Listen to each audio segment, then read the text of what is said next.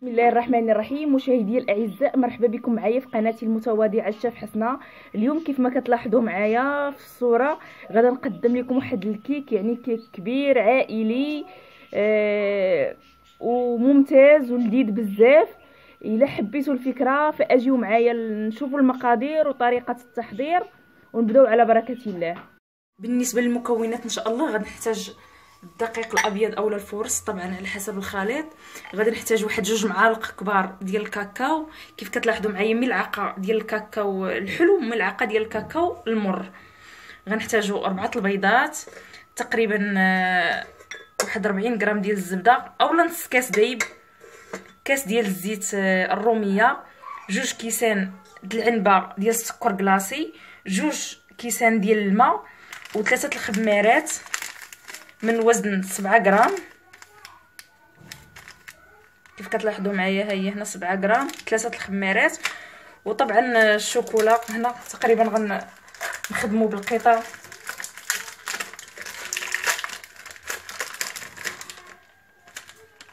تقريبا 12 قطعه ديال الشوكولا. ونبداو على بركه الله. غنوضع الشوكولا، غنوضع الكاكاو كيف قلت لكم 2 معالق، غنوضع الزبده،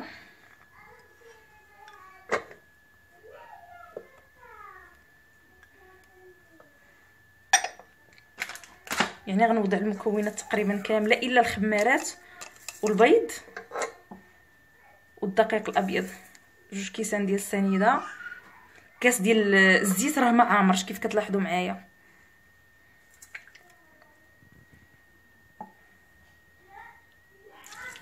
و2 كيسان ديال الماء. وغندير هادشي كامل فوق من حمام مريم حتى نذوب هذا الخليط كامل، ونتلاقى بكم باش نوريكم يعني المرحله الاخرى.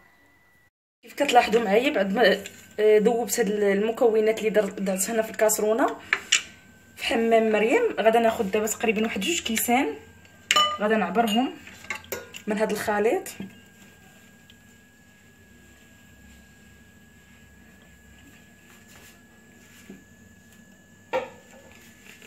غناخذ واحد 2 كيسان كيف قلت لكم، غنعبروا بكاس العنبه، ها هو الكاس الاول، ها هو الكاس الثاني، صافي. وغنخلي هذا الخليط اللي نقصت فيه 2 كيسان غنخليه حتى يبرد، وغادا ندخلوه للثلاجه هو باش غادا نسقي الكيك. والخليط الاخر اللي تبقى عندي غنوضعوه هنا في واحد البول، وغنخليه شويه حتى يبرد، وعاد نكمل هذا الكيك. بعد ما شويه برد الخليط، المهم ما بردش تماما، المهم شويه. غادا ناخذ دابا البيض،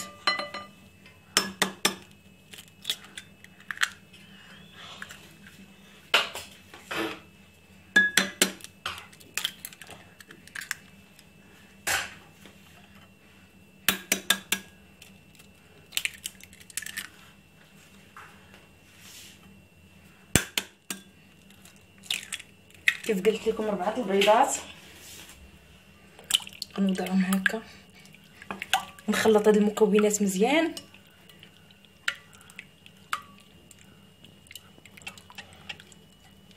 بعد ما نسجم البيض مع الخليط دابا غناخذ الدقيق الابيض،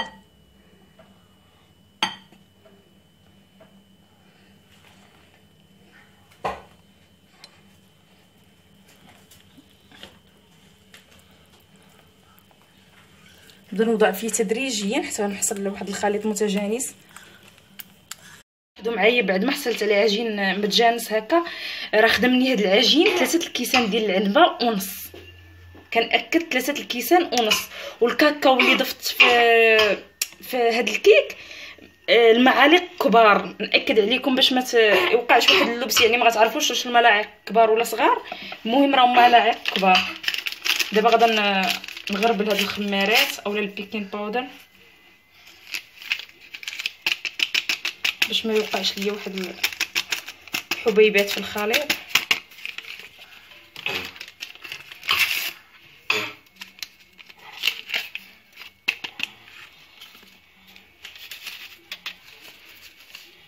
عاد غنضيفو هنايا صافي، غنخلطو مزيان وغنوضعو في المول.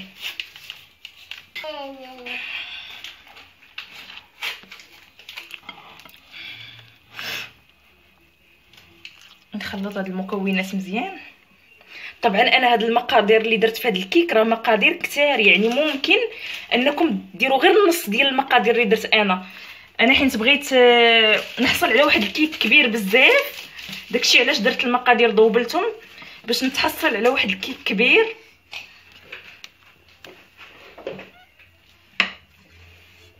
غناخذ الا عندكم نتوما مول كبير تقريبا، هذه راه القطر ديالها 14 سنتيمتر، يعني القطر من هنا حتى لهنا 14 سنتيمتر. طبعا انا ما عنديش مول كبير ديال الكيكه، فانا غنخدم بالمقله ديال المسمن حتى هي راه كتجيب الكيك زوين وكيطيب على خاطرو. رشي دهنها بالزبده وغنرشها بالكاكاو. دائما هكا في الكيك ديال الشوكولا حاولوا ترشوا بالكاكاو، ما ترشوش بالدقيق. صافي دابا غنصب الخليط في المول.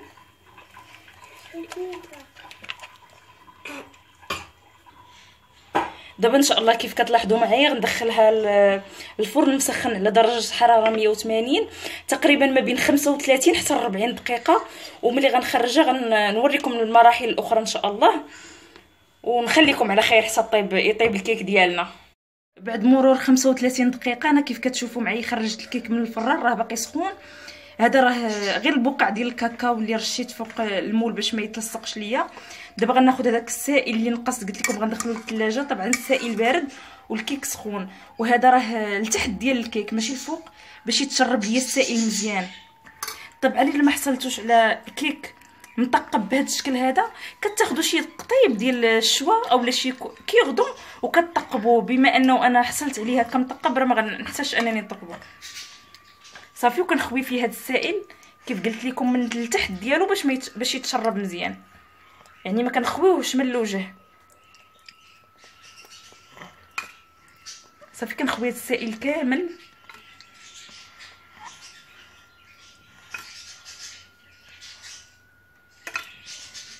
حتى كيدخل الكيك مزيان.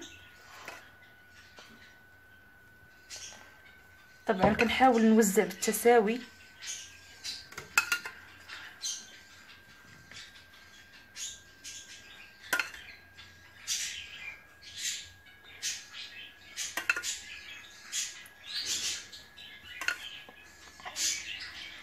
صافي كنخليه تقريبا واحد نص ساعه حتى كيبرد، وكنزينو التزيين النهائي وغنوريكم الشكل النهائي ديال الكيك ديال اليوم. كيف كتلاحظوا معايا بعد ما بردات تماما، يعني الكيك برد تماما، غناخذ جوج العلب ديال هاد دانيت هو باش غنزينها، وغناخذ تقريبا واحد 12 قطعه ديال الشوكولا، نفس الشوكولا اللي خدمت به درتو لداخل، بشرتو بهاد الطريقه هادي بشكل طولي.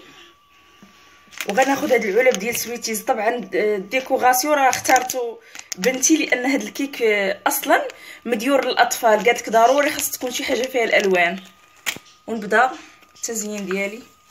غناخذ هاد الدانيت غندهن به الكيك مزيان.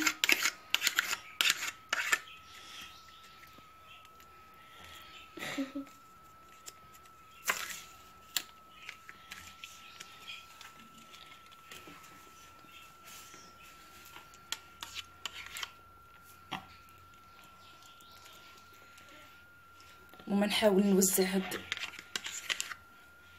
دانيت في الكيك كامل حتى في الجوانب.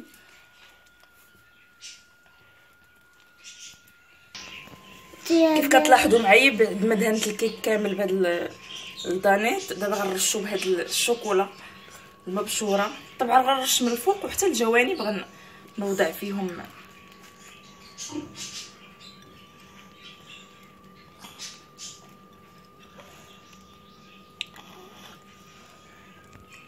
طبعا التزيين راه كيبقى اختيار، يعني كتزينوا دائما الكيك على حسب المتوفر عندكم في المنزل، وعلى حسب شي مرات الرغبات ديال اولادكم، على حسب المناسبه ديال الكيك اشنا هي.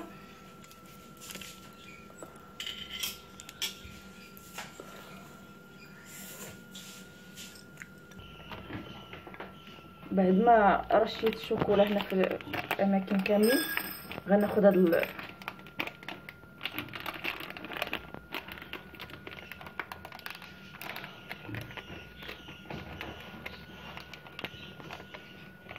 ممتازين. كيف قلت لكم دابا راه غتزين بنتي، هي اللي حابه انها تزين هذا الكيك، ونتلاقى ان شاء الله باش نوريكم الشكل النهائي ديال الكيك ديال اليوم. ديال الاعزاء هذا هو الشكل النهائي ديال الكيك ديال اليوم. غنقطعو معكم تشوفوا القوام ديالو من الداخل كيفاش داير.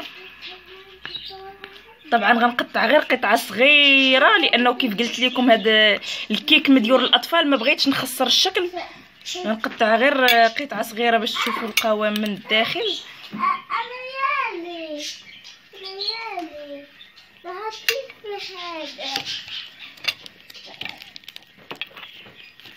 كيف كتلاحظوا معايا راه كيجي هشيش بزاف لانه مسقي.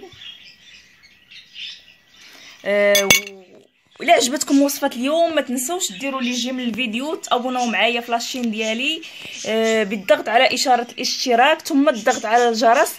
وبسلام عليكم والى اللقاء ان شاء الله في وصفه قادمه.